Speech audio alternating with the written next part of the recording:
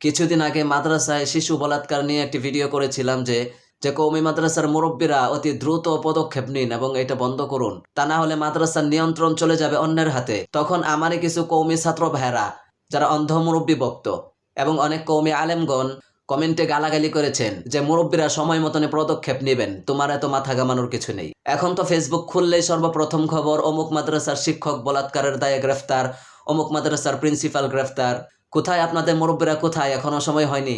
কওমি মাদ্রাসার মুরব্বীরা এই পর্যন্ত সময় মতো একটি পদক্ষেপও নিতে পারেনি। তারা দলীয় সুযোগ সুবিধা পেয়ে মুরগির আন্ডা খেয়ে ঘুমাচ্ছে। তা না হলে যদি দারুল উলুম দেওবন্দ এবং যাত্রাবাড়ি মাদ্রাসার মতো যে মার্কাজগুলো আছে, প্রত্যেকটা মার্কাজ থেকে যদি বিবৃতি দেওয়া হতো যে বলাৎকারের বিষয়টা সম্পূর্ণ আমরা হ্যান্ডেল করব এবং অতি দ্রুত এটা বন্ধ করার পদক্ষেপ আমরা নিচ্ছি, আপনারা জনগণ বিভ্রান্ত হবেন না, তাহলে কিন্তু মাদ্রাসার নিয়ন্ত্রণটা আমাদের হাতেই থাকতো। এখন এই নিয়ন্ত্রণ চলে গেছে জনগণ এবং প্রশাসনের হাতে, যার কারণে বর্তমান ঘটনা এবং পূর্বের ঘটনা উদ্ঘাটন করে মেচাকার হয়ে যাচ্ছে।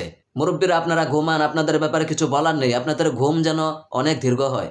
বন্ধুরা, ভিডিওটা সর্বোচ্চ শেয়ার করে কমেন্টে মতামত জানাবেন।